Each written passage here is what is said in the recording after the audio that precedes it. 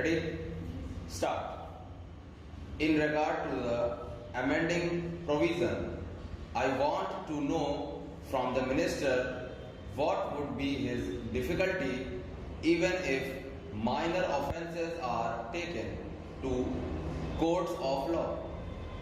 For instance, the Motor Vehicles Act deals with various offences, both major and minor, and various minor offences under the Act are taken to courts and people are prosecuted.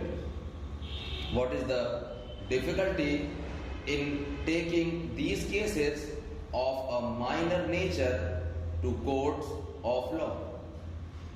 There, the people will have some safety that they will get a hearing, and if the offences are really offences, then they would be prosecuted. Otherwise, they will be acquitted.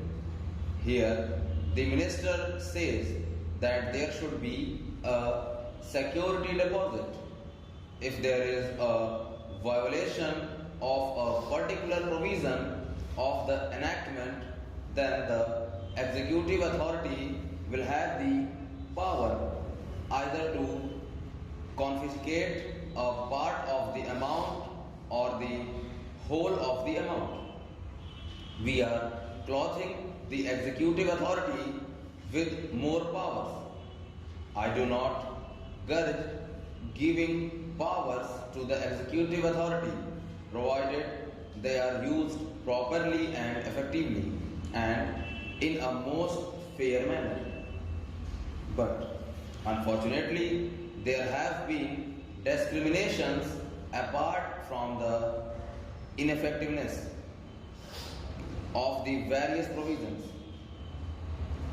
Wherever these provisions were used, there had been discriminatory use of these provisions against a few or in a favor of a few. Normally, when officers are clothed with more powers, there is large scope for corruption. I feel that it would be desirable to avoid such malpractices, and it would be desirable, I think, that even for minor offences, the parties should have a chance to defend their actions. I do not think that this problem of dealing with minor offences will become complex or complicated in any way if we take them to courts of law. I want a reply from the minister in what way he is suffering from a handicap in dealing with minor offences or offences of a technical nature. The honorable member made the point that even if this thing was acceptable to the House, he did not know what amount would be demanded as security.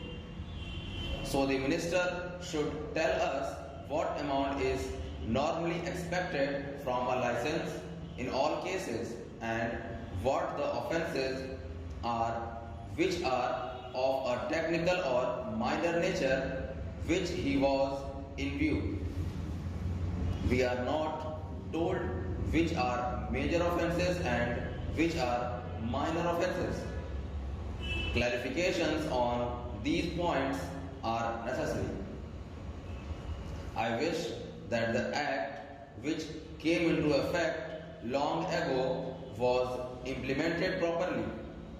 I know that the minister here is very earnest in implementing it, but his colleagues at the state level and the central level are disappointing him. Full stop.